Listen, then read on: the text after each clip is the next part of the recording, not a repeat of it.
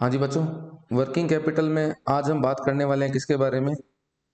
एक आपका टॉपिक जिसका नाम क्या है, वर्किंग कैपिटल मैनेजमेंट। सर ये हमने लास्ट क्लास में कर लिया ना। वर्किंग कैपिटल मैनेजमेंट के दो तरीके होते हैं। वर्किंग कैपिटल मैनेजमेंट का मतलब बेसिकली मतलब है हमारा किससे, रिक्वायरमेंट ऑफ वर्किंग कैपिटल से। वर्किंग कैपिटल की रिक्वायरमेंट, वर्किंग कैपिटल की रिक्वायरमेंट हम लोगों ने लास्ट क्लास में निकाली थी। इसका हमने एक मेथड किया था, current assets minus current liability से हमने क्या निकाला था, आपका वर्किंग कैपिटल की requirement current assets minus current liability. आज हम बात करने वाले हैं वर्किंग कैपिटल की रिक्वायरमेंट निकालना है। एक वर्किंग कैपिटल की रिक्वायरमेंट निकालने का वे था current assets minus current liability, और आज हम बात कर रहे हैं वर्किंग कैपिटल की रिक्वायरमेंट निकालने का एक तरीका, इसको हम क्या बोलते हैं, operating cycle method. Working capital की रिक्वायरमेंट निकालने का एक तरीका है जिसका नाम क्या है, ऑपरेटिंग साइकिल मेथड। नाम क्या है बेटा, ऑपरेटिंग साइकिल मेथड। अब ऑपरेटिंग साइकिल मेथड क्या है, देखो वर्किंग कैपिटल निकालने का जो ये मेथड है ना, ये प्रैक्टिकली यूज नहीं होता है। मैं आपको क्लियरली बता दूं, वर्किंग कैपिटल निकालने का एक ही मेथड यूज होता है, वो कौन सा है, current assets minus current liability. एक मेथड है जिसका नाम क्या है, ऑपरेटिंग साइकिल मेथड। एक मेथड और है वैसे जो तुम्हारे सिलेबस में कवर नहीं है, ये भी प्रैक्टिकली कहीं यूज नहीं होता है। इस मेथड का जो नाम है वर्किंग कैपिटल रिक्वायरमेंट निकालने का, जो ये तीसरा मेथड आता है ना, उसको हम बोलते हैं बैलेंस शीट मेथड। क्या बोलते हैं, balance sheet method. Balance sheet method में हम क्या करते हैं, यहाँ पर निकालते हैं long term liabilities. Long term liabilities सारा आ जाएगा, इधर आ जाएंगे आपके पास में क्या, फिक्स्ड एसेट्स। इस मेथड में आप अपनी बिजनेस की लॉन्ग टर्म लाइबिलिटीज निकाल लीजिए।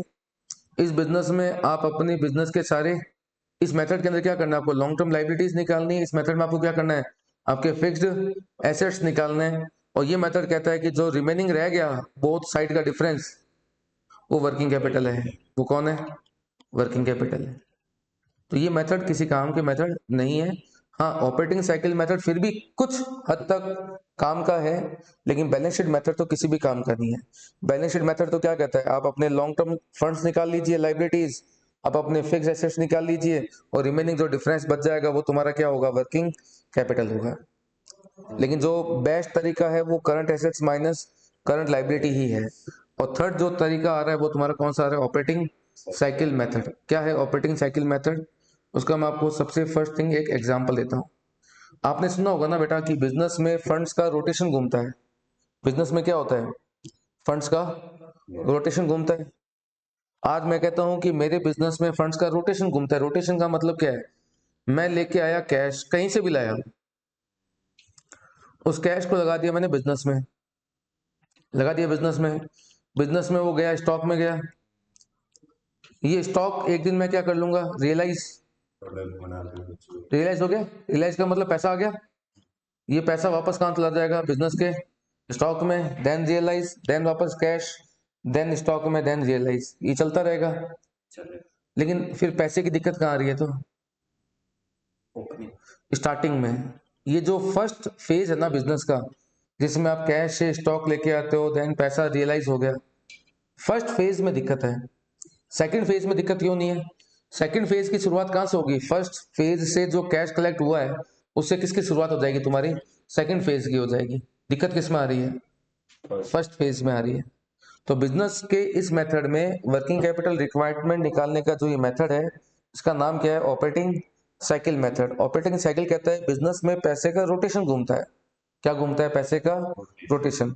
लेट एग्जांपल, अगर बिजनेस में पैसे का रोटेशन घूमता है 5 बार, कितनी बार घूमता है, 5 बार मेरे बिजनेस में साल भर के अंदर, पूरे साल भर में बिजनेस में जो पैसे का रोटेशन घूमता है, कितना घूमता है, 5 बार घूमता है। मेरी साल भर की रिक्वायरमेंट 50 लाख है, और रोटेशन कितनी बार घूम रहा है, 5 बार घूम रहा है। तो मेरी हर रोटेशन की रिक्वायरमेंट कितनी है, 10 लाख रुपीज पर रोटेशन। अब सेकंड रोटेशन में कहां से लाऊंगा, फर्स्ट रोटेशन जो पैसा आएगा ना, फर्स्ट रोटेशन से वो सेकंड रोटेशन चला जाएगा। दिक्कत कहां आएगी, फर्स्ट रोटेशन में दिक्कत आएगी। तो हमें एक रोटेशन का पैसा बैंक से लेके आना है, second third fourth fifth rotation तो मेरी प्रीवियस फंड से ही क्या हो जाएगी, चल जाएगी। उसको बोलते हैं साइकिल। ये बिजनेस की क्या होती है, साइकिल होती है। बिजनेस की साइकिल का मतलब क्या होता है, बिजनेस की साइकिल समझना, साइकिल का मतलब क्या होता है। सबसे पहले हमें कहीं से लेके आना है कैश, उस कैश से मैं क्या लेके आऊंगा, रॉ मटेरियल। ये रॉ मटेरियल कन्वर्ट हो जाएगा बेटा किस में, वर्क इन प्रोग्रेस में।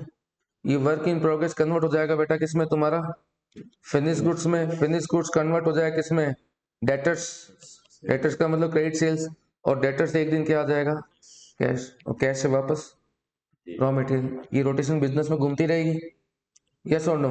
तो मुझे कौन सी रोटेशन का फंड चाहिए, फर्स्ट रोटेशन का। किसका, फर्स्ट रोटेशन की अगर पैसे की व्यवस्था हो गई ना, तो आगे की रोटेशन तो घूमते रहेंगे।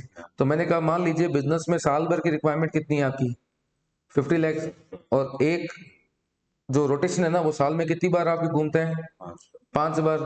तो मतलब साल में कितने रोटेशन हो गए आपके, मतलब 5 रोटेशन हो गए, 50 लाख की रिक्वायरमेंट है, तो पर रोटेशन कितना चाहिए, 10 लाख। यही है मेरा वर्किंग कैपिटल की रिक्वायरमेंट। क्या है, वर्किंग कैपिटल की रिक्वायरमेंट। और वर्किंग कैपिटल की रिक्वायरमेंट निकालने का जो हमने तरीका निकाला, वो निकाला कैसे, एनुअल फंड्स रिक्वायर्ड कितने चाहिए, और उसमें आपने डिवाइड करना है किसका, number of cycle in a year. एक साल में आपकी कितनी साइकिल घूमती है उसका डिवाइड कर दीजिए। तो number of cycle in year का डिवाइड कीजिए, समझ गए। तो इससे क्या निकल जाएंगे, आपकी वर्किंग कैपिटल की रिक्वायरमेंट निकल के आ जाएगी। तो वर्किंग कैपिटल की रिक्वायरमेंट निकालने का जो ये मेथड है, ये क्या कह रहा है, एनुअल कितना फंड चाहिए वो उठाइए, डिवाइड कीजिए किससे, number of cycle in a year. लेकिन सर एनुअल फंड रिक्वायरमेंट का मतलब क्या है, किसका, एनुअल फंड्स रिक्वायरमेंट का मतलब किससे होता है, जो आपकी कोस्ट शीट याद है, उसमें जो टोटल कॉस्ट निकल के आती है ना, कॉस्ट शीट में क्या निकल के आती है, जो आपकी टोटल कॉस्ट, उसी को बोलते हैं क्या, एनुअल फंड रिक्वायरमेंट। इसका मतलब होता है कॉस्ट ऑफ सेल्स। क्या होता है, याद है, कॉस्ट शीट में जो टोटल कॉस्ट निकल के आती है उसको हम क्या बोलते हैं, कॉस्ट ऑफ सेल्स। उसी को बोलते हैं एनुअल फंड का रिक्वायरमेंट। तो सर ये number of cycle in a year कैसे निकल के आएगा, कौन सा, number of cycle in a year कैसे निकल के आएगा। मान लीजिए ये जो एक रोटेशन है कहां से कहां तक का, कैश से रॉ मटेरियल, रॉ मटेरियल से work in progress, work in progress से फिनिश गुड्स, फिनिश गुड्स से डेटर, डेटर से कैश। मैं कहता हूं ये रोटेशन, जो एक रोटेशन है ना, मान लो आपका 60 डेज का है, ये सिंगल रोटेशन कितने डेज का है, 60 डेज का है। तो बताइए आपके साल भर में नंबर ऑफ साइकिल कितनी हो जाएगी, समझ गए, कैसे निकालोगे, 360 डिवाइड बाय 60, तो नंबर ऑफ रोटेशन कितने हो गए, 6 हो गए। यही अगर एक साइकिल आपका 75 डेज का है तो 360 डिवाइड बाय 75। यही रोटेशन अगर आपका 80 डेज का है तो 360 डिवाइड बाय 80 कर लेना, तो आपके नंबर ऑफ साइकिल निकल के आ जाएंगे। तो नंबर ऑफ साइकिल निकालने का फॉर्मूला क्या हो गया, number of days in a year divided by 60, क्या था, डेज इन अ साइकिल। एक साइकिल में कितने डेज है उसका क्या कर दीजिए, डिवाइड कर दीजिए, किसका, डेज इन अ साइकिल का डिवाइड कर दीजिए। तो वर्किंग कैपिटल रिक्वायरमेंट निकालने का जो ये कंसेप्ट है, इसका फॉर्मूला क्या हो गया, कि वर्किंग कैपिटल का मतलब क्या हो गया बेटा, current assets minus current liability. लेकिन इस मेथड में हम current assets minus current liability के हिसाब से नहीं चल रहे हैं। इस मेथड में हम क्या बोलते हैं कि आपकी एनुअल रिक्वायरमेंट कितनी है, वो देखिए 50 लाख, और आप देखिए आपके बिजनेस में साल में रोटेशन कितनी बार घूमता है, 5 बार। तो एक बार का कितना हो गया, 10 लाख। तो एक बार का रोटेशन 60 डेज है, तो साल भर में रोटेशन कितने हो जाएंगे, 360 बाय 6। अगर एक बार का रोटेशन 75 डेज है तो 360 बाय 75। लेकिन सर आपने कहा कि सर एक रोटेशन 60 डेज का है, एक रोटेशन कितने डेज का है, 60 डेज का। सर वो कैसे निकाला जाएगा, अब उसको भी निकालना आपको क्या करना पड़ेगा बेटा, सीखना पड़ेगा। हाँ जी, अब बात हुई कि नंबर ऑफ डेज में साइकिल कैसे निकलेंगे, 360 या 365 जो भी क्वेश्चन में दे रखा हो, divide by number of days in a cycle. लेकिन sir number of days in a cycle कैसे निकलेंगे, तो एक बात बताना, हम ऑपरेटिंग साइकिल की दोबारा बात करते हैं। सबसे पहले मैंने कैश की व्यवस्था करके क्या लेके आया, रॉ मटेरियल किस में कन्वर्ट हुआ, वर्क इन प्रोग्रेस में। रॉ मटेरियल किस में गया, वर्क इन प्रोग्रेस में। वर्क इन प्रोग्रेस किस में कन्वर्ट हुआ, फिनिश गुड्स में, फिनिश गुड्स किस में कन्वर्ट हुए? आपके डेटर्स से, और डेटर्स में क्या आया? कैश, और कैश वापस कहाँ गया? रॉ मटेरियल में गया। गया। जब ये आपका raw material work in progress में जाता है, क्या इमीडिएटली चला जाएगा, टाइम लगेगा? टाइम लगेगा। अच्छा, रॉ मटेरियल जब WIP में चला जाता है उसको हम बोलते हैं कंजम्पशन। क्या बोलते हैं?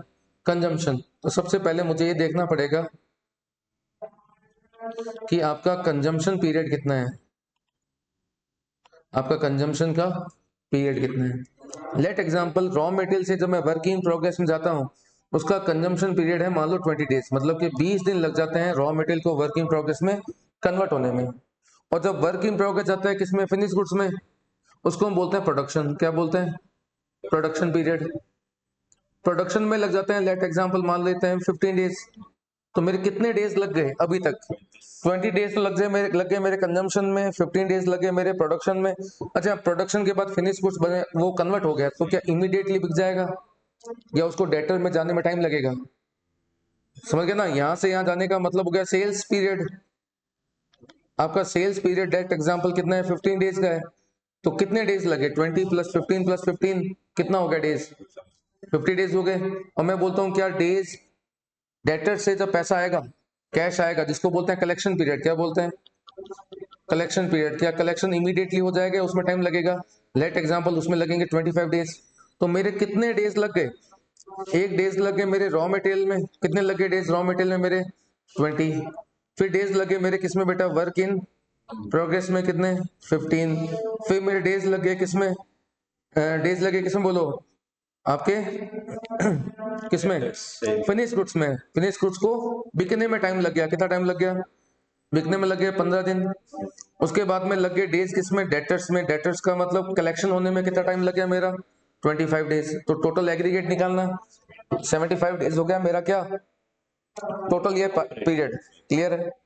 तो जब आप देख रहे हो कि रॉ मटेरियल को वर्क इन प्रोग्रेस में जाने में, वर्क इन प्रोग्रेस को फिनिश गुड्स में जाने में, फिनिश गुड्स को डेटर्स में कन्वर्ट होने में, डेटर से वापस कैश आने में it will take some time, और इनका टोटल एग्रीगेट निकाल लो तो ये क्या निकल जाएगा तुम्हारा? Days in the operating cycle. अच्छा, लेकिन ऑपरेटिंग साइकिल में आप, अच्छा ऑपरेटिंग साइकिल भूल जाओ। वर्किंग कैपिटल का बेसिकली मतलब क्या था बच्चों? Current assets minus current liability को हम क्या बोलते हैं? Working capital. Current assets minus current liability क्या कहलाता है तुम्हारा? Working capital. तो current assets minus current liability को क्या बोलते हैं? Working capital. लेकिन आप गौर से देखो, वहां पर करंट एसेट्स हमने निकाले थे वो थे रुपीज में, और यहाँ जो करंट एसेट्स हमने निकाले हैं ना, ये किस में आ गए? डेज में आ गए। Raw material, WIP, finish goods और डेटर्स किस में आ गए? डेज में आ गए। तो भैया इसमें से आपको लेस करना पड़ेगा डेज किसके? क्रेडिटर्स के। Current assets minus current liability. अब मान लीजिए क्रेडिटर के डेज 15 है। सर क्रेडिटर के डेज का मतलब क्या हो गया? क्या मैं क्रेडिटर से अगर गुड्स परचेज करता हूँ, क्या मैं इमीडिएटली पे कर देता हूँ या it will take some time? तो जितना टाइम वहां लग रहा है ना, वो डेज किसके हैं? क्रेडिटर्स के। वो यहाँ पर क्या कर देना? लेस कर देना। तो ऑपरेटिंग साइकिल का जो नंबर ऑफ डेज निकालने का कंसेप्ट क्या हो गया? Days raw material plus days work in progress plus days finish goods plus days किसके? डेटर्स के माइनस डेज किसके? क्रेडिटर्स के। ये कहलाता है तुम्हारा days in a operating cycle. तो ऑपरेटिंग साइकिल के डेज कितने हो गए निकल के आ गए? 60। और इन 60 के बेस पे बताओ ये साल भर में कितने नंबर ऑफ साइकिल हो जाएंगे? 6। क्लियर है? तो ऑपरेटिंग साइकिल मेथड में आपको सबसे फर्स्ट थिंग क्या करनी है, समझना मेरी बात। अब मैं क्या कह रहा हूं फाइनल। ऑपरेटिंग साइकिल मेथड के अंदर जो फर्स्ट थिंग आपको समझनी है ना, वो क्या है कि ऑपरेटिंग साइकिल मेथड कहता है कि वर्किंग कैपिटल की रिक्वायरमेंट कैसे निकाली जाएगी। यहाँ वर्किंग कैपिटल की रिक्वायरमेंट रुपीज के हिसाब से नहीं है, किसके हिसाब से? डेज के हिसाब से। तो मैं अगर ये कहता हूं कि साल भर में मेरे बिजनेस में पैसे का रोटेशन चलता है कितनी बार? 5 टाइम्स। तो मुझे एक ही रोटेशन का पैसा चाहिए। तो मैं कहता हूं कि मेरी एनुअल रिक्वायरमेंट अगर कितनी है? 50 लाख है। और एक साइकिल जो है वो, सॉरी, जो मैं साल में जो साइकिल्स घूमती है वो कितनी घूमती है? 5 घूमती है। 5 रोटेशंस है। तो मुझे कितना फंड चाहिए? एक साइकिल का चाहिए। तो इसमें डिवाइड करते हैं किसका हम लोग? Number of cycle in a year का डिवाइड करते हैं। इसे निकल के आती है आपकी क्या? वर्किंग कैपिटल की रिक्वायरमेंट। लेकिन सर आपने बताया था, हमें याद भी है कि एनुअल रिक्वायरमेंट का मतलब क्या था, जो आपकी कॉस्ट ऑफ सेल्स निकल के आई थी साल भर की, उसी को बोलते हैं एनुअल रिक्वायरमेंट। लेकिन सर नंबर ऑफ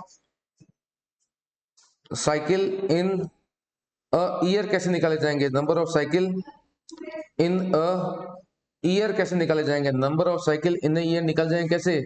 आप 360 या 365 में डिवाइड करना किसका? Number of days in a cycle का डिवाइड करना, number of days in cycle का क्या करना? डिवाइड करना। इससे क्या निकल के आ जाएंगे तुम्हारे पास में? Number of cycles in a year. Got the point. और एक लास्ट बताइए, number of days in cycle आप कैसे निकालोगे? नंबर ऑफ डेज निकालने के लिए आपको क्या निकालना पड़ेगा? डेज किसके? रॉ मटेरियल के। आपको निकालना पड़ेगा डेज किसके? WIP के। डेज किसके? फिनिश गुड्स के। डेज किसके? डेटर्स के। और डेज किसके? क्रेडिटर्स के। वो इसमें से क्या करना? माइनस करना है। तो जब ये निकाल लेंगे आप लोग तो क्या निकल के आ जाएगा तुम्हारा? Number of days in a cycle निकल के आ जाएगा। Got the point. लेकिन सर डेज रॉ मटेरियल के कैसे निकाले जाएंगे? डेज रॉ मटेरियल के कैसे निकालोगे?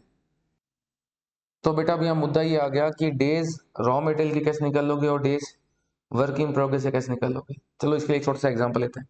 मान लीजिए कि तुम्हारे पास में 50,000 का रॉ मटेरियल है। कितना रॉ मटेरियल है? 50,000 का। इसमें से तुम डेली 5,000 का रॉ मटेरियल यूज कर लेते हो। 50,000 का रॉ मटेरियल आपके पास में, डेली आप क्या करते हो? 5,000 का रॉ मटेरियल क्या करते हो? यूज कर लेते हो। तो बताओ कितने डेज में तुम्हारा ये रॉ मटेरियल खत्म हो जाएगा? 50,000 का रॉ मटेरियल है, डेली आपका 5,000 का यूज है, तो कितने टाइम में ये रॉ मटेरियल आपका यूज हो जाएगा? 5 डेज या 10 डेज? 10 डेज में यूज जाएगा। निकाल दो फॉर्मूला। हमारे पास कितना स्टॉक है रॉ मटेरियल का? 50,000। अच्छा, क्या हमेशा रॉ मटेरियल का स्टॉक सेम रहता है या बदलता रहता है? बदलता रहता है ना। तो सिंपल सा फंडा लगा लो। क्या चीज? Average stock of raw material. आप ये देख लो कि आपके पास में रॉ मटेरियल का एवरेज स्टॉक कितना रहता है, वो देख लो। 50,000 पकड़ लिया एक बार हमने, और हमने कहा डेली इसमें से कितना यूज होता है? 5,000 का। तो डिवाइड कर दो किसका? एवरेज डेली कंजम्पशन का। एवरेज डेली कंजम्पशन का। जरूरी नहीं है कि डेली का कंजम्पशन हमारा क्या रहेगा? सेम रहेगा। कभी 5 है, कभी 6 है, कभी 4 है, तो आप एवरेज निकाल लो। लेकिन sir average stock of raw material कैसे निकलेगा? Average stock of raw material का मतलब समझते हो क्या? Opening raw material plus closing raw material divide by किससे कर दो? 2 से कर दो। तो क्या निकल जाएगा आपका? Average stock of raw material. Sir आपने बोला एवरेज डेली कंजम्पशन, ये कैसे निकलेगा? एक बात, तो कंजम्पशन का मतलब क्या होता है बताओ? Opening plus purchase minus closing, याद है? कोस्ट शीट में पढ़ा था कंजम्पशन। कंजम्पशन का फॉर्मूला क्या होता है? ओपनिंग रॉ मटेरियल की बात कर रहा हूं प्लस परचेज माइनस क्लोजिंग। ये तो कौन सा कंजम्पशन निकल के आ गया? साल भर का। ये रॉ मटेरियल का कंजम्पशन निकल के आ गया किसका? साल भर का। लेकिन मुझे कौन सा चाहिए? डेली। तो डेली का निकालने के लिए इसमें 360 या 365 जो भी क्वेश्चन में दे रखा है उसको डिवाइड कर देना। ये आ जाएगा तुम्हारे पास में क्या? Average stock of raw material divide by average daily consumption. ये आगे डेज किसके तुम्हारे पास? रॉ मटेरियल के। सेम कंसेप्ट लगाओ डेज वर्क इन प्रोग्रेस के कैसे निकालोगे? बोलो मेरे साथ बोलो। आपके पास में वर्क इन प्रोग्रेस का स्टॉक है, लेट एग्जांपल 1 लाख का, और डेली आपका 10,000 का गुड्स ऐसा है जो बन के फिनिश गुड्स में ट्रांसफर हो जाता है। तो बताओ कितने डेज में ये तुम्हारा रॉ मटेरियल खत्म हो जाएगा, सॉरी वर्क इन प्रोग्रेस खत्म हो जाएगा? 10 डेज। कैसे निकालोगे? सेम तरीका, एवरेज स्टॉक ऑफ WIP उठा लो, उसमें डिवाइड कर दो किसका? अच्छा, जब ये WIP फिनिश गुड्स में कन्वर्ट होता है, जब WIP फिनिश गुड्स में क्या होता है? कन्वर्ट होता है, उसको हम क्या बोलते हैं? प्रोडक्शन बोलते हैं। तो डिवाइड कर दो किसका?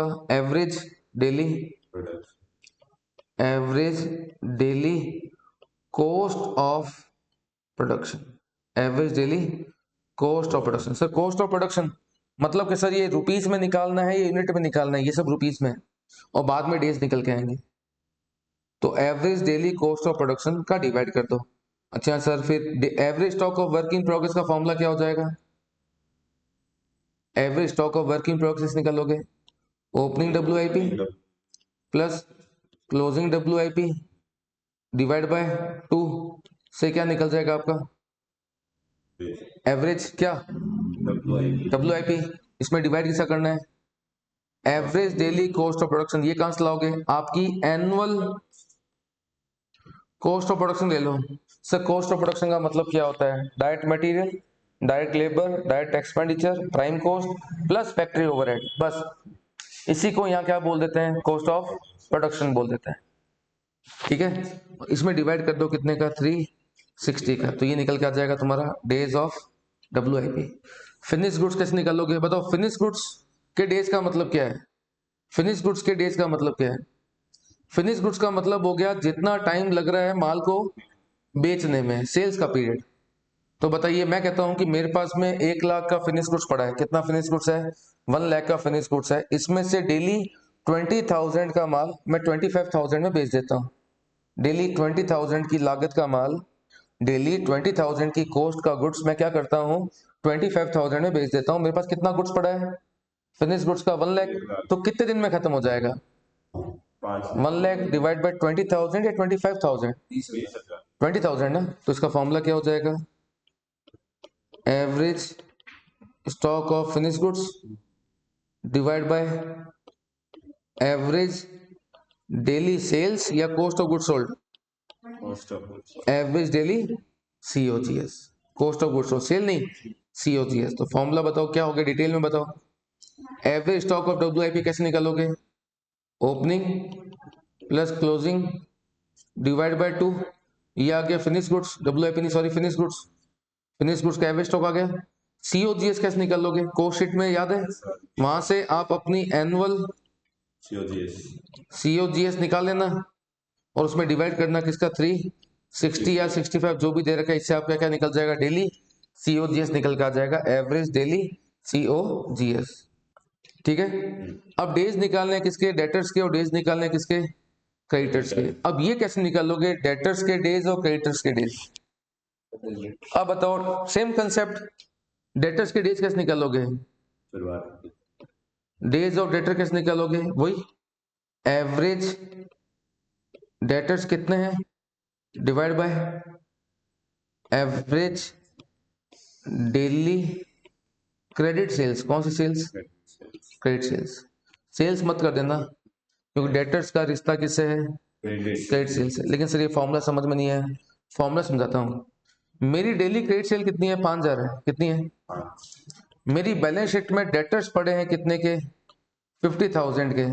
बताओ कितने दिन से पैसा नहीं है समझ गए ना। मैं कहता हूं कि मेरे डेटर बैलेंस शीट में पड़े हैं कितने के 50,000 के और मेरी डेली की सेल्स कितनी है 5,000 है। तो ये 50,000 कितने दिन की सेल्स के बराबर है 10 डेज की सेल्स के बराबर है। समझ आ गया formula concept average debtors upon average daily credit sales. लेकिन सर एवरेज डेटर कैसे निकाले जाएंगे अरे भाई वही opening debtors plus closing debtors divide by 2 कर देंगे तो ये क्या आ जाएंगे तुम्हारे average debtors whole divide by क्या करना है एवरेज डेली क्रेडिट सेल्स। कैसे निकालोगे आप अपनी एनुअल क्रेडिट सेल उठा लो उसमें डिवाइड करना किसका 360 का। ये क्या आ जाएगा आपका नंबर ऑफ डेज किसके आगे डेटर्स के और एक डेज निकालने किसके क्रेडिटर्स के। सेम फॉर्मूला हो जाएगा बस डेटर की जगह क्या हो जाएंगे क्रेडिटर हो जाएंगे। तो फॉर्मूला क्या हो जाएगा डेज किसके डेज ऑफ क्रेडिटर्स का फॉर्मूला क्या हो जाएगा average creditors divide by average daily credit purchase. Yes और नो। अब एक काम कर लेना इन सबको जोड़ लिया days of raw material days of WIP days of finish goods days of debtors. देखो ये वो डेज हैं जहां पर मेरा पैसा ब्लॉक हो रहा है जहां मेरा पैसा क्या हो रहा है ब्लॉक हो रहा है। ये मेरा एप्लीकेशन ऑफ फंड है और ये जो डेज क्रेडिटर का है ये मेरे लिए क्या है सोर्स ऑफ फंड है। ये निकल के आ जाएगा number of days in A cycle. बात समझ आ गई। अब फटाफट लास्ट रिवाइज कर दो मुझे फटाफट। वर्किंग कैपिटल रिक्वायरमेंट निकालने का जो मेथड हमने पढ़ा इसका नाम क्या है ऑपरेटिंग साइकिल मेथड। ये मेथड क्या प्रैक्टिकली काम आता होगा क्या यस और नो। नहीं आता है, रेयरेस्ट टू बी रेयरेस्ट है। मेथड कौन सा काम आता है?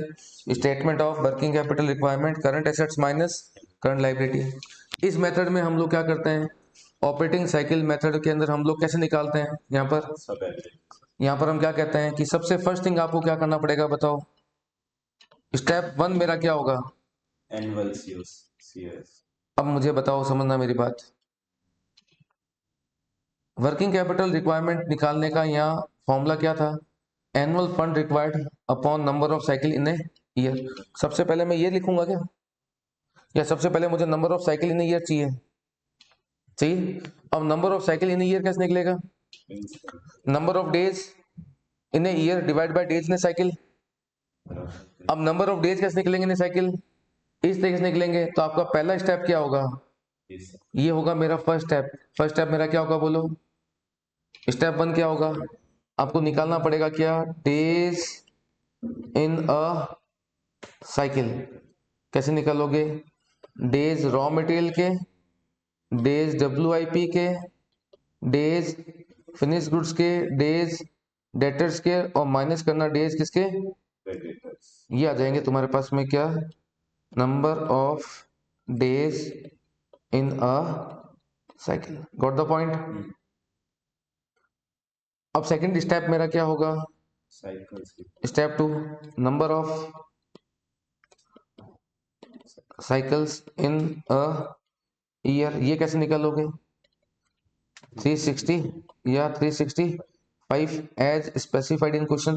लेकिन सर क्वेश्चन में कुछ दे नहीं रखा हो तो 365। बचपन में सिखाया गया था कि एक साल का मतलब क्या होता है, 365 दिन होता है। भूल मत जाना अपने घर वालों को जिन्होंने बचपन में क्या सिखाया था, 365 डेज। इसमें डिवाइड करना किसका, number of days in a cycle. इसे क्या निकल कर जाएगा आपके पास में, आगे नंबर ऑफ साइकिल, और फिर स्टेप नंबर 3। स्टेप नंबर 3 क्या करेंगे, एनुअल ऑपरेटिंग फंड्स रिक्वायर्ड। इसको क्या बोलते हैं, एनुअल ऑपरेटिंग फंड्स रिक्वायर्ड, जिसका दूसरा मतलब होता है एनुअल कॉस्ट ऑफ सेल्स। आप निकाले ना, उसमें डिवाइड किसका करना, स्टेप नंबर 2 में क्या निकल के आया था, नंबर ऑफ साइकिल्स का, number of cycles in a year का। एग्जाम में तुम्हारे क्वेश्चन आएगा 5 मार्क्स का, और तुम्हें ऑलमोस्ट सारे डेज क्वेश्चन में दे रखे होंगे। नहीं दे रखे हो तो फॉर्मूले मैंने आपको बता दिए, उनसे निकाल लेना। लेकिन इसी क्वेश्चन को ICAI 8 मार्क्स में भी क्या कर सकती है, पूछ सकती है। लेकिन जब वो 8 मार्क्स में पूछेंगे, मैं वो 8 मार्क्स का क्वेश्चन नहीं करवा रहा, जो वो 8 मार्क्स का क्वेश्चन पूछेंगे ना, उसमें एक कॉम्प्लिकेसीज होगी। क्या कॉम्प्लिकेसीज होगी, कि बाकी सब तो आप निकाल लेंगे, वहां प्रॉब्लम आपको ये आएगी कि आपको एनुअल COGS क्वेश्चन में दिया हुआ नहीं होगा, annual cost of production question में दिया हुआ नहीं होगा, ना ही आपको क्वेश्चन में दे रखा होगा क्या, कॉस्ट ऑफ सेल्स, ये नहीं दे रखा होगा। तो ये आपको फाइंड आउट करने पड़ेंगे। फिर वो फाइंड आउट करने के लिए क्या करना पड़ेगा, आपको कॉस्ट शीट बनानी पड़ेगी। तो मैं फटाफट तुम्हें क्या सिखा देता हूँ दोबारा से, एक लास्ट कॉस्ट शीट, लेकिन किसके हिसाब से, FM के हिसाब से। बताइए, कॉस्ट शीट में सबसे फर्स्ट थिंग क्या आएगी, डायरेक्ट मटेरियल का कंजम्पशन। कंजम्पशन का मतलब होता है opening plus purchase minus closing, plus direct labour plus direct expenditures. ये आ गया तुम्हारे पास में क्या, प्राइम कॉस्ट। इसमें आपने ऐड करना है क्या, फैक्ट्री ओवरहेड ऐड कर दिया आपने। ऐड कर देना ओपनिंग WIP, लेस कर देना क्लोजिंग WIP। ये क्या आ जाएगा तुम्हारा, नेट फैक्ट्री कॉस्ट, और इसी को हम बोलते हैं कॉस्ट ऑफ प्रोडक्शन। इसमें ऐड क्या करते हैं, एडमिन। एडमिन अभी ऐड नहीं होगा, इसमें यहाँ ऐड होगा ओपनिंग फिनिश गुड्स, और लेस होगा क्लोजिंग फिनिश गुड्स। ये क्या निकल के आ जाएगा तुम्हारे पास, COGS, cost of good sold. और इसमें ऐड कर देना क्या बेटा, एडमिन प्लस सेलिंग। तो ये क्या निकल के आ जाएगा तुम्हारे पास में, कॉस्ट ऑफ सेल्स। तो ये जो कॉस्ट ऑफ सेल्स आपका निकल के आ जाएगा, यहाँ पर कोई दिक्कत आएगी, क्लियर है। तो ये तुम्हारा कॉस्ट ऑफ सेल्स निकल के आ गया। तो मैक्सिमम से मैक्सिमम अगर तुमसे ये 8 मार्क्स में पूछेंगे ना, तो पहले तुमसे कोस्ट शीट बनवा लेंगे। कोस्ट शीट बनवाने के बाद में फिर बोलेंगे कि नंबर ऑफ डेज वेज ढूंढ लो, और ढूंढ उड़ा के तुम्हें क्या बोलेंगे, वर्किंग कैपिटल की रिक्वायरमेंट निकाल दो किस तरीके से, ऑपरेटिंग साइकिल मेथड से। तो यहाँ पर तुम्हारा ऑपरेटिंग साइकिल मेथड कंप्लीट होता है। स्पाइरल का question number 1 and question number 2 same figures आपको दे रखे हैं, बस उनको पुट करना है फॉर्मूलाज में, जिनका कंसेप्ट मैंने आपको बता दिया। यहाँ तुम्हारा वर्किंग कैपिटल रिक्वायरमेंट निकल के आ जाएगा। कौन से मेथड से, ऑपरेटिंग साइकिल मेथड से। हाँ जी बच्चों, अब आते हैं हम लोग नेक्स्ट टॉपिक पर। फैक्टरिंग पे तो हमें आना है अभी। फैक्टरिंग से पहले हम एक टॉपिक कर रहे हैं जो हमने कर लिया है वैसे तो, working capital requirement. Working capital requirement का जो मेथड था, current assets minus current liability, ये हमने कर लिया था। इसमें एक टंडन कमेटी के नॉर्म्स आते हैं, टंडन एंड कोर कमेटी के कुछ रिकमेंडेशंस आते हैं। टंडन कमेटी के रिकमेंडेशंस क्या है, उसके लिए आप एक बात समझना। टंडन कमेटी ने एक बात बोला कि देखो सर, किसी बिजनेसमैन को बिजनेस करने के लिए पैसा चाहिए, प्लांट के लिए, मशीन के लिए, हम बैंक वाले उसको देते हैं टर्म लोन। क्या देते हैं, टर्म लोन। टर्म लोन का पैसा बैंक से पर्सन ने लिया और बिजनेस स्टार्ट कर लिया। अब बिजनेस करने के लिए रॉ मटेरियल चाहिए, उसके लिए हम देते हैं उसको पैसा, कौन सा वाला, सीसी लिमिट देते हैं। सीसी लिमिट भी किसने दिया, बैंक ने दिया, और आपने पैसा लिया और बिजनेस स्टार्ट कर लिया। तो खुद ने क्या लगाया, खुद ने क्या लगाया, तो कुछ पैसा तो आपको खुद को भी लगाना पड़ेगा। तो मैक्सिमम परमिशेबल बैंक फाइनेंस, क्या बोलते हैं इसको हम लोग, maximum permissible bank finance. Maximum permissible, ये परमिट कौन करता है आपको, आरबीआई, कि एक बैंक वर्किंग कैपिटल के अंदर कितना लोन मैक्सिमम दे सकता है। इसके 3 मेथड हैं।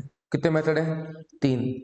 फर्स्ट मेथड क्या कहता है, वर्किंग कैपिटल रिक्वायरमेंट निकालिए और उसमें से क्या कर दीजिए, वर्किंग कैपिटल रिक्वायरमेंट का 25% माइनस कर दीजिए, जिसको हम बोलते हैं फर्स्ट मेथड। वर्किंग कैपिटल निकालिए और वर्किंग कैपिटल का 25% लेस कर दीजिए। इसका मतलब क्या हो गया, 25% जो ये वाला पोर्शन आपसे कह रहे हैं ना, जो ये वाला पोर्शन आपसे कह रहे हैं ना, ये वाला पोर्शन, ये क्या है, जो 25% ऑफ वर्किंग कैपिटल के पोर्शन के बारे में तुमसे कह रहे हैं, ये वो पोर्शन है जो आपको एज ए प्रोप्राइटर फंड लगाना है। ये आपको लगाना है, किसको लगाना है, प्रोप्राइटर को लगाना है। किसको लगाना है, प्रोप्राइटर को। मतलब कि वर्किंग कैपिटल में से इतना पैसा प्रोप्राइटर को लगाना है, बाकी बचा हुआ पैसा आपको बैंक फाइनेंस कर देगी। तो इतना पैसा तो प्रोप्राइटर को लगाना पड़ेगा। तो फर्स्ट मेथड क्या कहता है, कितना पैसा प्रोप्राइटर को लगाना है, वर्किंग कैपिटल की रिक्वायरमेंट का 25%। मेथड 2 कहता है कि वर्किंग कैपिटल का नहीं, करंट एसेट्स का 25% आपको लगाना है। किसका, करंट एसेट्स का 25% आपको लगाना है। और मेथड नंबर 3 कहता है कि करंट एसेट्स में से कोर करंट एसेट लेस कर दो, जो निकल के आएगा उसका 25% आपको लगाना है। सर कोर करंट एसेट्स क्या होते हैं, कोर करंट एसेट्स का मतलब समझना, आज आप बिजनेस करते हो तो आपको वर्किंग कैपिटल चाहिए, तो लोग क्या करते हैं, वर्किंग कैपिटल की रिक्वायरमेंट को बढ़ाने के लिए बैंक को पता है क्या बोलते हैं, जैसे कि मैं अगर क्रेडिट तुम्हें दे रहा हूँ ना 15 डेज का, तो मैं बैंक को बोलूंगा सर मैं अपने कस्टमर को ना 1.5 मंथ का क्रेडिट देता हूँ। डेटर बढ़ जाएंगे, डेटर बढ़ जाएंगे तो क्या हो जाएगा, वर्किंग कैपिटल की रिक्वायरमेंट बढ़ जाएगी। तो लोग क्या करते हैं, वर्किंग कैपिटल की रिक्वायरमेंट को बढ़ाने के लिए फिनिश गुड्स का, वर्क इन प्रोग्रेस का, रॉ मटेरियल का, डेटर का जो पीरियड होता है ना, उसको एनहेंस कर देते हैं। क्लियर है। लेकिन मुद्दा ये हो गया, कुछ नॉर्म्स है आरबीआई के, जिसमें आरबीआई खुद कहता है कि एक बिजनेसमैन कितने डेज का रॉ मटेरियल रखता होगा अपने पास। उसके आरबीआई के कुछ नॉर्म्स है जो हर बिजनेसमैन अपने पास रखता है। These are known as core current assets. क्या बोलते हैं, कोर करंट एसेट्स। मतलब कि करंट एसेट्स का जो भी अमाउंट है ना, उसमें से कोर करंट एसेट्स हटा दो। मतलब कि कोर करंट एसेट का पैसा बैंक आपको दे देगी, कोर करंट एसेट्स का पैसा बैंक आपको दे देगी। आपको क्या करना है, करंट एसेट्स में से कोर करंट एसेट्स लेस कर दो, बाकी जो बच गया ना उसका 25% आप लगा दो, और रिमेनिंग वर्किंग कैपिटल में से इतना आप लगा दो, बाकी बचा हुआ फंडिंग आपको बैंक कर देगी। Method 1 working capital minus 25% of working capital. Method number 2 working capital minus 25% of current assets. और method number 3 working capital minus 25% किसका? Current assets minus core current assets का। बाकी बचा हुआ पैसा आपको बैंक फाइनेंस कर देगी। That concept is known as MPBF, maximum permissible bank finance. और अब जो हमारा लास्ट टॉपिक आ रहा है ना, वो आ रहा है वर्किंग कैपिटल में कौन सा? फैक्टरिंग। कौन सा आ रहा है? फैक्टरिंग।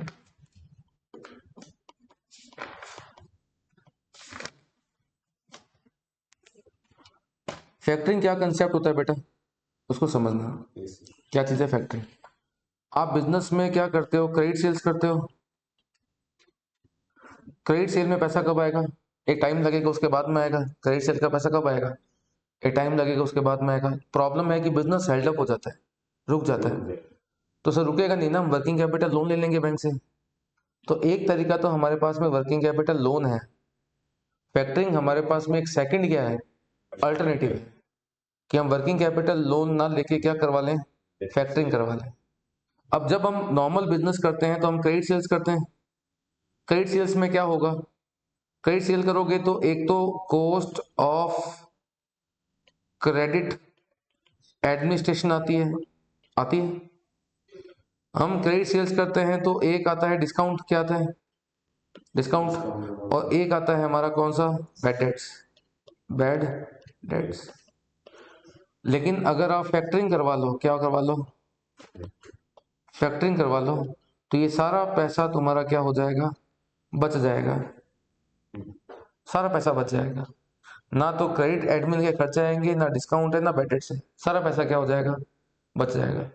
सर फैक्टरिंग कौन करता है? फैक्टर करता है। सर फैक्टर कौन होता है? बैंक होता है। बैंक करते हैं किसका काम? फैक्टरिंग का। बेसिकली फैक्टरिंग में क्या होता है, देखो बिल डिस्काउंटिंग में तो हम क्या करते हैं? बिल की डिस्काउंटिंग करवाते हैं।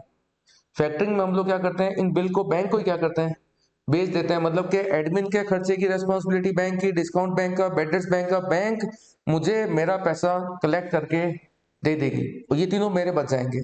और इसके बदले में जो फैक्टरिंग में क्या होता है, जो बैंक है, bank will charge commission. Bank क्या चार्ज करेगी? कमीशन चार्ज करेगी। जैसे कि मेरी क्रेडिट सेल अगर 2 मंथ की है, क्या है? 2 मंथ की है, तो बैंक क्या चार्ज करेगी? कमीशन चार्ज करेगी। But bank will pay after 2 months. Bank आपको पे कब करेगी? 2 महीने के बाद पे करेगी, कलेक्शन होने के बाद में। बैंक आपको पे कब करेगी? 2 महीने के बाद। और वो भी कब पे करेगी? डेटर से कलेक्ट होने के बाद। लेकिन सर अगर मान लो 2 महीने में बैंक पैसा जो है वो डेटर से कलेक्ट नहीं कर पाई, तो बैंक आपको दे देगी। क्योंकि बैंक आपको क्या दे रही है? गारंटी दे रही है। क्या दे रही है? गारंटी दे रही है कि हम कमीशन लेंगे, ये तुम्हारा सारा पैसा क्या हो जाएगा? बच जाएगा। लेकिन हम आपको पैसा देंगे कब? 2 महीने बाद। तो सर फिर वही बात हो गई, हम तो जहां थे वहीं रह गए। तो एक तो होता है कि बैंक आपको कमीशन चार्ज करेगी और सारा पैसा आपको कब दे देगी? 2 महीने के बाद दे देगी। लेकिन सर मुद्दा तो वहीं आ गया ना, पैसा तो अटक गया। पैसा हमारे पास में नहीं है। नहीं है पैसा आपके पास, तो bank will advance certain funds. Bank आपको कुछ पैसा क्या कर देगी? एडवांस दे देगी। लेट एग्जांपल, जितना भी पैसा आपका बनता है बैंक आपको 90% क्या कर देगी? एडवांस दे देगी। लेकिन इन एडवांस पे बैंक क्या चार्ज करेगी? Bank will charge interest. इस एडवांस के अगेंस्ट बैंक क्या चार्ज करेगी? इंटरेस्ट चार्ज करेगी। क्या चार्ज करेगी? इंटरेस्ट। मतलब जो पैसा आपको 2 महीने बाद आना था, वो पैसा भी तो आपको क्या हो जाएगा? बच जाएगा। तो इसका मतलब जो फोर्थ कॉस्ट हमारी जो आ रही थी ना, कौन सी वाली? अपॉर्चुनिटी कॉस्ट, वो आपकी बच जाएगी। लेकिन उसके बदले में फिर बैंक आपसे क्या चार्ज करेगी? इंटरेस्ट चार्ज करेगी। तो मतलब वो वाली बात तो मोटा मोटी वो वहीं रह गई। लेकिन हाँ, थोड़ा बहुत कुछ 2-5 रुपए आपके क्या हो जाएंगे? बच जाएंगे। तो 2 महीने का जो आपका जो क्रेडिट पीरियड पे अपॉर्चुनिटी कॉस्ट आया था वो बच जाएगा। लेकिन उधर बैंक का क्या लग जाएगा? इंटरेस्ट लग जाएगा। और ऊपर ये तीनों खर्चे बच जाएंगे, तो बदले में क्या लग जाएगा? बैंक का कमीशन लग जाएगा। क्लियर है? तो अब इसके अंदर फैक्टरिंग में हम क्या करते हैं? हम फैक्टरिंग में सबसे फर्स्ट काम करते हैं, नेट कॉस्ट निकालते हैं। क्या निकालते हैं? Net cost. नेट कॉस्ट का मतलब क्या होता है कि देखो फैक्टरिंग में खर्चा क्या लग रहा है आपका? फैक्टरिंग करवाने से तुम्हारे को कॉस्ट क्या आ रही है बोलो? एक तो बैंक का कमीशन लग रहा है और एक बैंक का इंटरेस्ट लग रहा है। किस पे? जो पैसा आपने एडवांस लिया था उस पे ये लग रहा है। लेकिन इसमें तुम्हारा बच क्या रहा है? डिस्काउंट बच गया। एक तुम्हारा कॉस्ट ऑफ जो कलेक्शन आ रहे थे वो बच गए और तुम्हारा क्या बच गया? बैड डेट्स बच गया। ये निकल के आ जाएगी तुम्हारी क्या? Net cost. मान लीजिए ये लग रहे हैं कितने तुम्हारे 50 लाख और बच रहे हैं कितने? 30 लाख। तो नेट तुम्हारे 20 लाख तो लग ही रहे हैं। ये कहलाती है नेट कॉस्ट ऑफ फैक्टरिंग। क्या कहलाती है? अच्छा, फैक्टरिंग ना करवाऊं तो मेरे पास दूसरा ऑप्शन क्या है? बैंक से सीसी लिमिट ले लेंगे। उस लिमिट पे क्या लगता है? इंटरेस्ट। मान लेते हैं कि सीसी लिमिट अगर आप बैंक से लेते हो तो उस पर इंटरेस्ट है कितना? 12%। तो बताओ सीसी लिमिट लोगे या फैक्टरिंग करवाओगे? तो प्रॉब्लम ये होगी कि ये 20 लाख रुपीस में है और वो 12% में है, तो कंपेरेबल नहीं है ना। तो मैं सबसे फर्स्ट काम क्या करूंगा? इस 20 लाख को कन्वर्ट करूंगा किसके अंदर? परसेंटेज में। और देन इस परसेंट को और इस सीसी लिमिट के परसेंट को आपस में क्या करूंगा? कंपेयर करूंगा और बताऊंगा कि बेस्ट ऑप्शन कौन सा है। तो फैक्टरिंग वो सिस्टम हो गया जिसमें bank will charge commission, but आपका बैड डेट्स बच जाएगा, आपका डिस्काउंट बच जाएगा और आपका कलेक्शन के एक्सपेंडिचर बच जाएंगे। लेकिन बैंक इंटरेस्ट भी चार्ज करेगी तो वहां पर आपका जो अपॉर्चुनिटी कॉस्ट है वो भी तो क्या हो जाएगा? बच जाएगा। तो ये भी लेस कर देना। लेस करना क्या? अपॉर्चुनिटी कॉस्ट भी तो आपका क्या हो गया? बच गया। लेकिन मेजोरिटी क्वेश्चंस में ध्यान रखना, जब फैक्टरिंग क्वेश्चन करोगे ना, मेजोरिटी क्वेश्चन में आपको अपॉर्चुनिटी कॉस्ट के बारे में गिवन नहीं होगा। मेजोरिटी क्वेश्चन में इन अपॉर्चुनिटी कॉस्ट के बारे में क्वेश्चन में गिवन नहीं होगा। इसलिए मैंने अपॉर्चुनिटी कॉस्ट बहुत बाद में लिखा है, क्योंकि मेजोरिटी क्वेश्चंस के अंदर अपॉर्चुनिटी कॉस्ट के बारे में दिया हुआ नहीं होगा। होगा एक क्वेश्चन आएगा जिसमें आपको अपॉर्चुनिटी कॉस्ट के बारे में भी दे रखा होगा। स्टार्ट करें फैक्टरिंग का क्वेश्चन। आइए।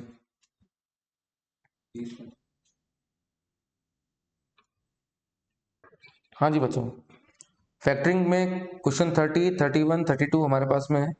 सबसे फर्स्ट हम स्टार्ट करते हैं किसके बारे में? क्वेश्चन नंबर 31 के बारे में। कौन सा क्वेश्चन है? क्वेश्चन नंबर कौन सा है? Question number 31। 31 में गिवन है कि हमारी जो टोटल क्रेडिट सेल्स है, टोटल सेल्स दे रखी है कितनी? 3.2 करोड़। और हमारा एवरेज कलेक्शन पीरियड कितना है? 90 डेज। तो बताइए मेरे एवरेज डेटर्स कितने हो गए? आपके एवरेज डेटर्स कितने हो जाएंगे? 3.2 करोड़ की जो सेल है वो तो साल भर की है, तो 90 बाय 360 कर दो तो कितना आता है? सर आपने तो कहा था अगर बचपन में माँ बाप ने क्या सिखाया था? 365 सिखाया था।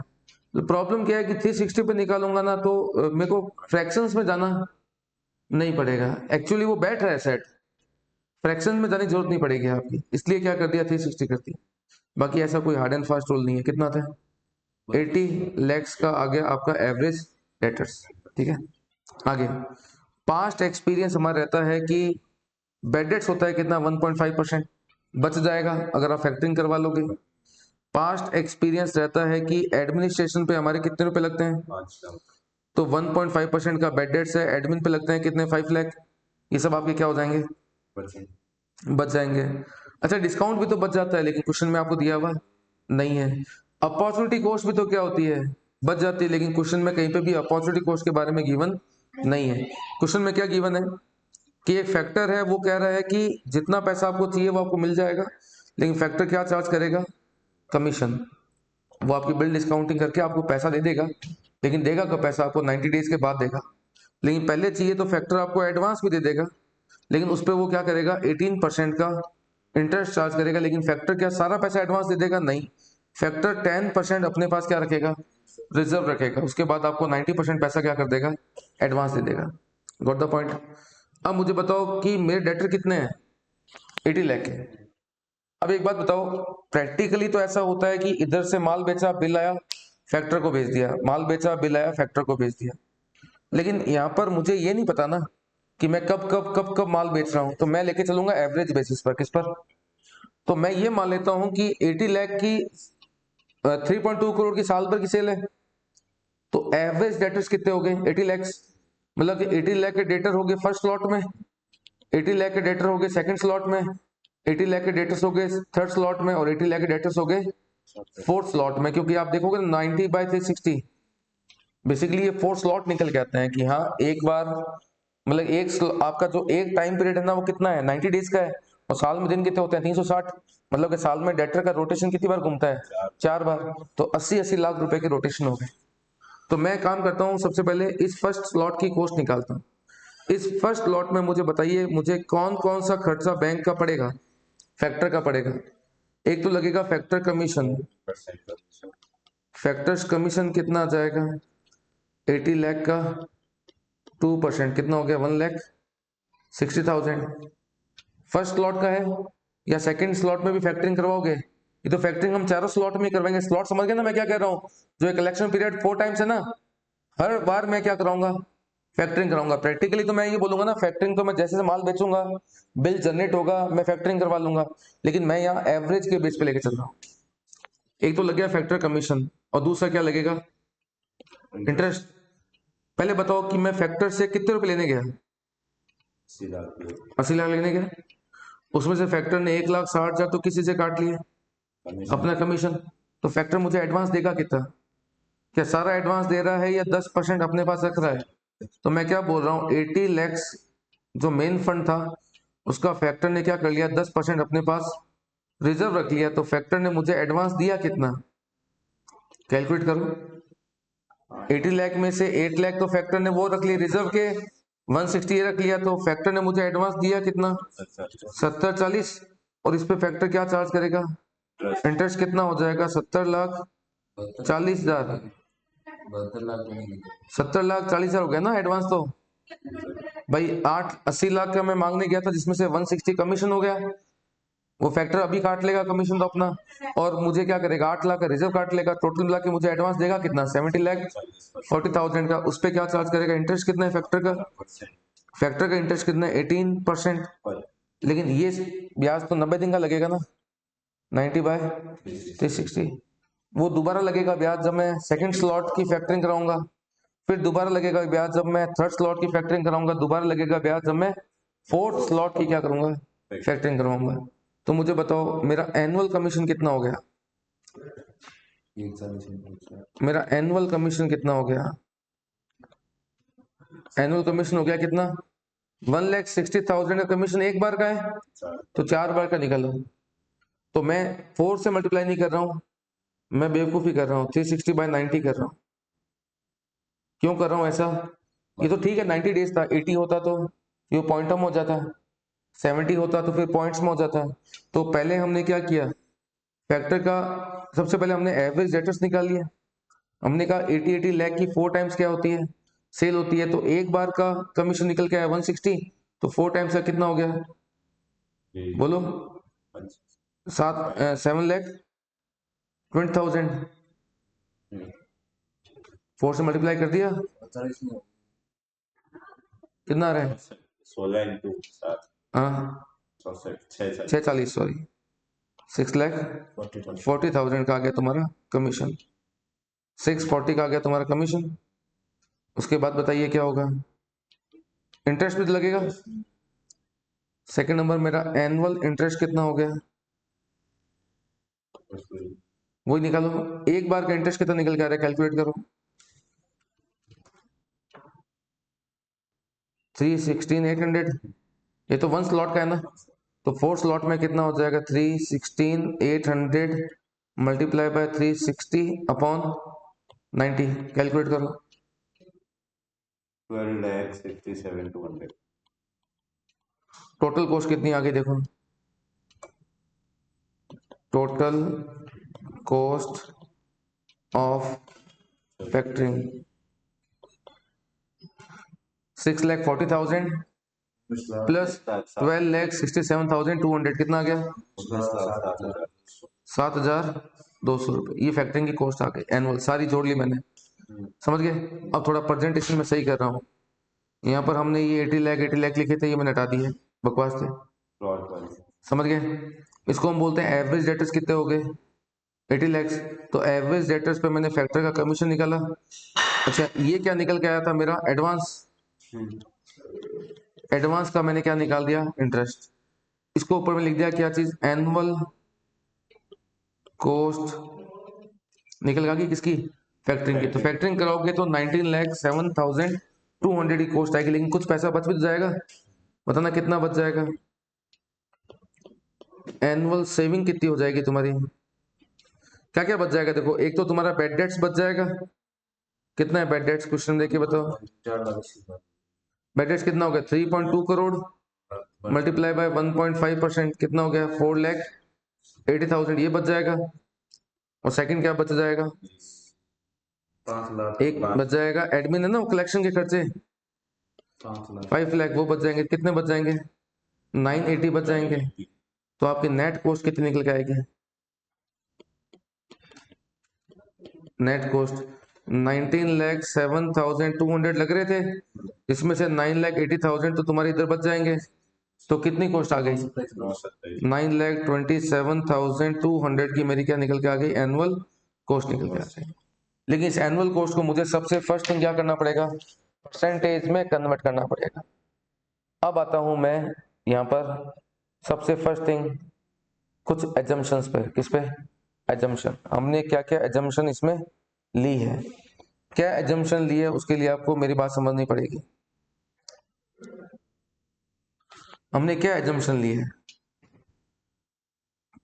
हमने कुछ यहाँ पर क्या लिए बेटा, एजम्पशंस लिए। क्या है वो एजम्पशन, समझना।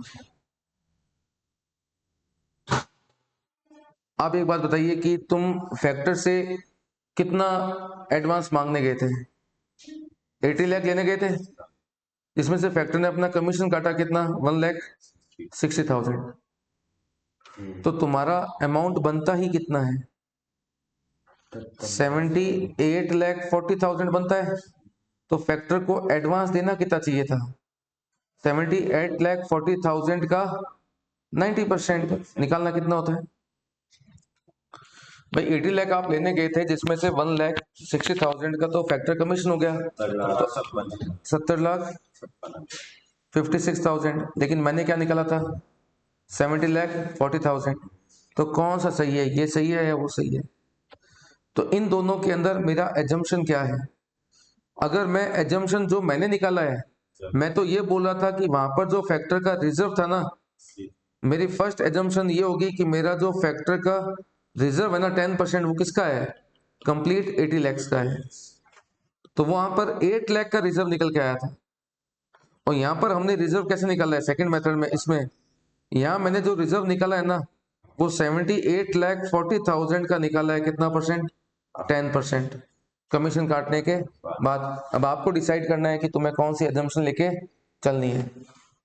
आपको नीचे नोट में डालना पड़ेगा कि रिजर्व में क्या लेके चलना है। आपको लिखना पड़ेगा नोट के अंदर कि रिजर्व हमने कंप्लीट 80 लाख का 10% लिया है, या 80 लाख में से 1,60,000 का कमीशन लेस करने के बाद बचे हुए का क्या किया है 10% लिया है। इन दोनों में आपका आंसर क्या हो जाएगा, वेरी कर जाएगा, ठीक है। ये मेरी एजम्पशन थी जो मैंने आपको बता दी। सर ICAI क्या करता है, देखो ICAI के जो कुछ क्वेश्चंस थे, मोस्टली क्वेश्चन में ICAI ने फर्स्ट मेथड से कर रखा है, जैसा 8 लाख मैंने अभी आपके क्वेश्चन में किया था, 8 लाख को रिजर्व लेके किया हुआ है, जैसा मैंने किया था। कुछ क्वेश्चन में ICAI ने सेकंड मेथड भी किया हुआ है, तो आपको चूज करना है, आप फर्स्ट मेथड लेके चलोगे या सेकंड मेथड लेके चलोगे।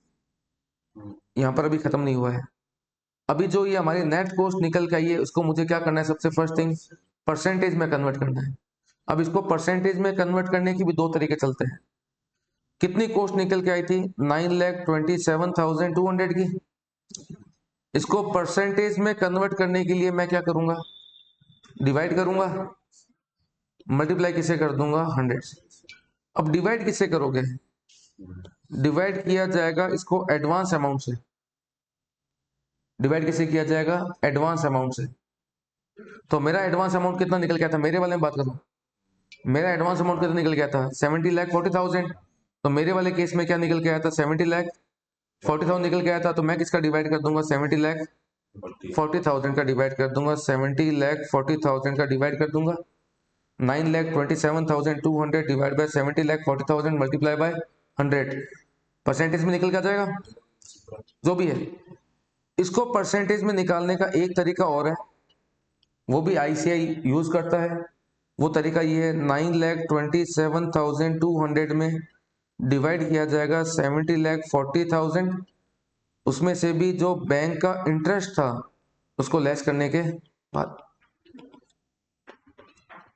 बैंक का इंटरेस्ट लेस करने के बाद मुझे बताओ कि 9,27,200 मेरा एडवांस था कितना 70,40, उसमें से भी बैंक ने क्या चार्ज किया था अपना इंटरेस्ट, कितना इंटरेस्ट चार्ज किया था बैंक ने अपना, इंटरेस्ट निकल गया था कितना 3,16,800, उसको भी इसमें से क्या करना है लेस करना है, 3,16,800 को लेस करना है। तो 3,16,800 को उसमें से क्या करना है लेस करना है, मल्टीप्लाई बाय 100।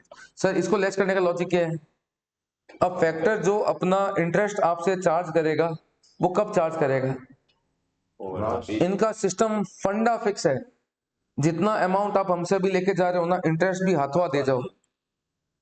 मतलब कि आप लेने आए थे कितने रुपए 80 लाख, 80 लाख में से ये कहता है कि 10% तो हम रखेंगे, कमीशन हाथों हाथ काट लेगा, और एडवांस लेके जा रहे हो तो उसका जो इंटरेस्ट बनता है ना वो भी ये क्या करेंगे इमीडिएटली क्या कर लेंगे डिडक्ट कर लेंगे। तो सर इन दोनों मेथड में से कौन सा मेथड सही है, देखो लॉजिकली तो सेकंड मेथड सही है, लेकिन बहुत सारे क्वेश्चन में ऊपर वाले मेथड से भी किया हुआ है। लॉजिकली तो हम क्या करते हैं, हम उसको बोलते हैं नेट एडवांस, क्या बोलते हैं, एडवांस की जगह पे क्या बोलते हैं नेट एडवांसेस। नेट एडवांसेस का मतलब हो गया सब काट के, सब का मतलब कमीशन भी काट लिया, रिजर्व भी काट लिया, और इंटरेस्ट भी क्या कर दिया इसमें से डिडक्ट कर दिया। बस समझ आ गई। तो जिस पैटर्न में अभी आपने क्वेश्चन नंबर 31 किया, उसी पैटर्न में तुम्हारे पास में कौन सा है क्वेश्चन नंबर 32 है, that will be your homework. और लास्ट क्वेश्चन आता है हमारा कौन सा, क्वेश्चन नंबर 30। तो बेटा लास्ट क्वेश्चन है आपका कौन सा, क्वेश्चन नंबर 30।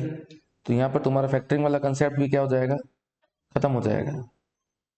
फैक्टरिंग में क्या कहता है कि the turnover of P Q R limited कितना है 120 लाख है, जिसमें 75% किस पे जा रहा है, माल क्रेडिट पे जा रहा है, जिसपे वेरिएबल कॉस्ट दे रही है वो कितनी 80%। क्रेडिट के terms 2/10 net 60 discount, bad debts 1% और एडमिन के खर्चे कितने 1/20, इसमें सब कुछ आ गया, क्रेडिट भी आ गया, डिस्काउंट भी आ गया, तुम्हारा बैड डेट्स भी आ गया। इसमें बोलता है कि ये कहता है कि ये जो खर्चा लग रहा है ना 1/20 का, ये स्टाफ बैठा है हमारा जो क्रेडिट चेकिंग करता है, कलेक्शन का काम करता है, ये सारा अवॉइडेबल कॉस्ट है। अवॉइडेबल का मतलब कि अगर फैक्टरिंग करवा लें तो ये पैसा बचाया। ये कहते हैं पास्ट एक्सपीरियंस है कि 60% कस्टमर ऐसे हैं जो कैश डिस्काउंट लेते हैं, और बाकी नालायक ऐसे हैं जो 60 डेज में क्या करते हैं पे करते हैं। और जो पैसा हमने बिजनेस में लगा रखा है ना, वो लगा रखा है 1:1 के रेशो में, 15% पे और 14% पे। इसका मतलब ये अपॉर्चुनिटी कॉस्ट हो गई। कौन सी कॉस्ट हो गई, अपॉर्चुनिटी कॉस्ट हो गई। अब फैक्टर आ गया, फैक्टर कहता है कि भैया मैं आपकी हेल्प करूंगा, तो फैक्टर की हेल्प लेनी नहीं लेनी है, चेक कर लेते हैं, आ जाओ। अगर फैक्टर की हेल्प लेते हैं तो या नहीं लेते हैं, दोनों बातें चेक कर लेते हैं। बताइए 30 नीचे बोलता है कि क्वेश्चन के लास्ट में आना क्या कहता है, what advice you would give to PQR to continue with in house management. In house management का मतलब खुद ही संभाल लेंगे, खुद ही संभाल लेंगे, तो इसका मतलब बैड डेट्स किसका, बी हमारा, कलेक्शन के एक्सपेंडिचर भी किसके हमारे, और खुद संभाल लेंगे इसका मतलब कलेक्शन के एक्सपेंडिचर भी हमारे, खुद संभाल लेंगे इसका मतलब डिस्काउंट भी हमारा, और खुद संभाल लेंगे इसका मतलब अपॉर्चुनिटी कॉस्ट भी किसकी हमारी, सब हमारा, ये सब किसके हमारे। तो कलेक्शन खर्चा हमारा, बैड डेट्स हमारा, डिस्काउंट हमारा, अपॉर्चुनिटी कॉस्ट भी किसकी हमारी होगी, सब हम संभाल लेंगे। Got the point. या सेकंड नंबर ऑप्शन क्या है हमारे पास में, फैक्टरिंग करवाना। चलो बैड डेट्स कितना हो जाएगा देख के बताओ। साल भर का टर्नओवर है 120 लाख, जिसमें 75% क्रेडिट है, तो क्रेडिट सेल्स कितनी हुई आपकी 90 लाख, 90 लाख पे बताइए बेड डेट्स कितना हो जाएगा? 90 लाख पे बेड डेट्स कितना है आपका? 90,000 कितना परसेंट दे रखा है आपको? Bad debts 1%। तो कितना हो गया? 90,000 का निकल के आ गया तुम्हारे बेड डेट्स। कलेक्शन के खर्चे कितने होते हैं? 1,20,000 के। डिस्काउंट कितना है तुम्हारा, बोलो डिस्काउंट कितना है? देखो 90 लाख की सेल्स में हम डिस्काउंट देते हैं कितना? 2%। लेकिन कब? अगर आप 10 डेज में पे करते हो। कितने लोग हैं जो 10 डेज में पे करते हैं भैया? 60% लोग डिस्काउंट लेते हैं। कितना डिस्काउंट निकल के आया? 1,08,000। चेक कर लेना कैलकुलेशन। 90 लाख का 2% मल्टीप्लाई बाय 60%, और एक निकालना हमें क्या? अपॉर्चुनिटी कॉस्ट निकालना है। क्या निकालना है? Opportunity cost. अपॉर्चुनिटी कॉस्ट निकालें। एक बात बताइए, जितना भी फंड्स मैंने बिजनेस में क्या किए हैं, जो इन्वेस्टेड हुए हैं ना, वो कैसे इन्वेस्ट हुए हैं? 1:1, 1:1 के रेशियो में। 1:1 कहां से है? 1:1 में कहता है कि पैसा कहां से है आपका? बैंक से। और पैसा कहां से है आपका? इक्विटी से। ऑनर्स फंड हो गया ना, ऑन इक्विटी। तो ऑनर्स फंड से आया कितना? 1:1 में। बताओ फंड्स इन्वेस्ट कितना हुआ आपका? डेटर्स कितने के हैं आपके? तो 90 लाख रुपए पूरे इन्वेस्ट किए हैं क्या? 20%। इन्वेस्टमेंट का मतलब होता है वेरिएबल कॉस्ट प्लस। अब क्वेश्चन में वेरिएबल दे रखे हैं, फिक्स दिया हुआ नहीं है। तो इन्वेस्टमेंट कितना हुआ? 90 लाख का। वेरिएबल कितना है? 80% निकालो, कितना होता है? 72 लाख। अच्छा, मैंने आपको बताया था कि अगर वेरिएबल कॉस्ट दे रखे हैं, फिक्स दिए हुए नहीं है, तो हमारे पास कौन से ऑप्शन है? 2 ऑप्शन होते हैं। क्या ऑप्शन होते हैं? या तो वेरिएबल कॉस्ट पे निकाल दो, और चाहो तो किस पे निकाल सकते हो? सेल्स पे निकाल सकते हो। सेल कितनी है फिर? 90 लाख। अब आपको कौन सा लेके चलना है वो तुम्हारी मर्जी है। बोथ ऑप्शन यू है कि आपको 72 लाख पे निकालना है या 90 लाख पे निकालना है। तो यहाँ पर ICAI ने बोला है कि भैया वेरिएबल कॉस्ट पे भी निकाल सकते हो, चाहो तो वेरिएबल प्लस फिक्स। फिक्स है नहीं तो सेल्स पे निकाल दो। तो सेल्स पे भी निकाल सकते हो, वेरिएबल कॉस्ट निकाल सकते हो। आपको नीचे नोट में डालना पड़ेगा। सर ICAI का आंसर क्या है? देखो बेटा, तुम्हारे सामने क्वेश्चन नंबर 30 है। आप इसका PDF स्कैन कर लेना, आप इसका गूगल पे आंसर ढूंढ लेना। आपको इसी क्वेश्चन के 4 आंसर मिल जाएंगे, और 4 अलग अलग बार अगर ये क्वेश्चन एग्जाम आया हुआ है ना, तो चारों बार ICAI का इसका आंसर क्या है? अलग है। क्योंकि ये सारा का सारा खेल किसका है? एजम्पशन का है। तो यहाँ एजम्पशन बदली, आंसर बदला। तो मेरी एजम्पशन अगर मैं 90 लाख पे निकालूंगा तो आंसर कुछ और आएगा, और ये तुम 72 लाख पे निकालोगे तो आंसर कुछ और आएगा। तो मैं 90 लाख पे निकाल रहा हूँ। तो 90 लाख में मेरा पैसा कहाँ से आ रहा है? 45 लाख बैंक से, और 45 लाख इक्विटी से। तो बताओ अपॉर्चुनिटी कॉस्ट कितनी आ जाएगी? बैंक वाले पे कितनी आ जाएगी बोलो? 45 लाख पे 15% multiply by days. Days question में दिए हुए नहीं है। डेज का मतलब होता है ACP, एवरेज कलेक्शन पीरियड। बताइए कैसे निकालेंगे? 60% लोग पैसा कब दे रहे हैं? 10 डेज में। और रिमेनिंग बचे हुए 40% नालायक पेमेंट कब कर रहे हैं? 60 डेज में। तो ACP आ गया 30 डेज का। कितना आ गया? ये सारी रामायण मैंने आपको सिखाई हुई है भैया, तो निकाल लेना। 30/360 या 365, क्वेश्चन में क्या गिवन है? 360। और बैंक के बाद में खुद की 45 लाख, खुद के 45 लाख पे, खुद के फंड पे ब्याज कितना है? 40%। खुद के फंड पे कितना है? 14% है क्या? 14% मल्टीप्लाई बाय 30/360। इन दोनों को जोड़ लेना, ये तुम्हारी क्या निकल के आ जाएगी? Opportunity cost. कितनी आ रही है? नहीं 1,08,750। ये कॉस्ट कब आएगी? जब आप क्या करोगे? इन हाउस मैनेजमेंट। हम ही सब कुछ क्या कर लेंगे? हैंडल कर लेंगे। तो फर्स्ट ऑप्शन है हम ही हैंडल कर लेंगे, यहाँ टोटल कॉस्ट आ जाएगी आपकी। और सेकंड ऑप्शन क्या है मेरे पास में? फैक्टरिंग। अब देखना फैक्टर क्या कह रहा है। फैक्टर क्या कह रहा है? पढ़े क्वेश्चन में क्या दे रखा है? फैक्टर क्या कह रहा है? फैक्टर कहता है मैं 12% रिजर्व रखूंगा, पेमेंट में आपको 25 दिन में कर दूंगा, इंटरेस्ट में 15% चार्ज करूंगा, और 4% मेरा क्या रहेगा? कमीशन रहेगा। आ जाओ फटाफट फैक्टरिंग। बताइए फैक्टरिंग की तरफ जाते हैं तो कमीशन कितना है उसका? 4%। 90 लाख की सेल है, क्रेडिट सेल 90 लाख की है, 90 लाख पे 4% कितना होता है? 3 लाख 3,60,000। 60,000 होगा कमीशन। और सेकंड क्या चार्ज करेगा वो हमसे? इंटरेस्ट। Please wait. कितना? 90 लाख मांगने गए थे उसमें से उसने क्या किया? 12% मिल जाएगा सर। एक तो अपना कमीशन काटेगा 360, अब एक काटेगा रिजर्व। रिजर्व कितना काटेगा? 12% किसका? 90 लाख का। ये एक एजम्पशन है, और एक एजम्पशन क्या है हमारी? सेकंड नंबर 90 लाख माइनस 360, और यहाँ जो कमीशन है ना 12% वो किसका है? नेट अमाउंट का है। तो मल्टीप्लाई किससे कर देना इसको? 88% से। दोनों ही केस में एडवांस का अमाउंट बदल जाएगा। आपको क्या लेके चलना है वो तुम्हारी मर्जी है। ये क्या आ जाएगा तुम्हारा? एडवांस। आगे एडवांस, एडवांस में इंटरेस्ट कितना है फैक्टर का? 15%। Multiply by 25 bye 365। 25 क्यों किया?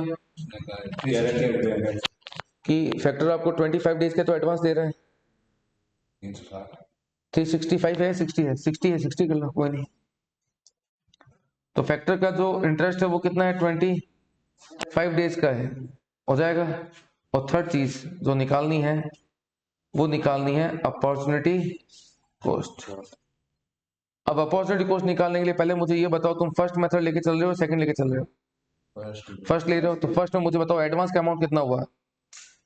90 lakh minus 360 minus 1,08,000, sorry 10,80,000। 90 lakh minus 3,60,000 multiply by 10,08,000 कितना हुआ? 75 लाख 60,000। अब मुझे बात हो, मेरा डेटर्स में पैसा लगा कितना है? 90 लाख। फैक्टर्स ने मुझे एडवांस दिए कितने हैं? 75 लाख 60,000। उसमें से भी वो अपना इंटरेस्ट ले लेगा, तो एडवांस का अमाउंट क्या हो गया? कम। तो 90 लाख में से फैक्टर ने मुझे क्या दिया? एडवांस दिया ना, उसको बोलता है नेट एडवांस लेस कर देना। नेट एडवांस का मतलब क्या होता है?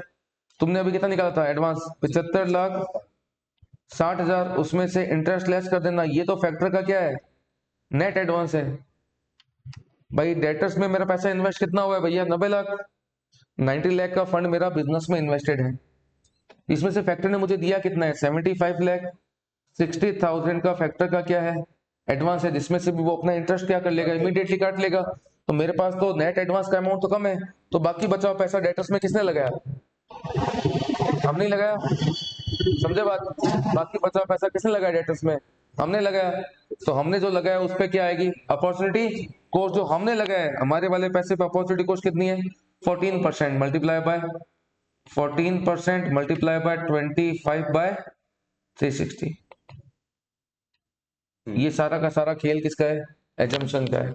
अब बेसिक फंडामेंटल जो मैंने आपको बताया इसी पे रह लो, लेकिन इसके आंसर आपको कभी भी कांस्टेंट नहीं मिलेंगे। हर बार एजम्पशन बदलेगी और इसका आंसर चेंज हो जाएगा।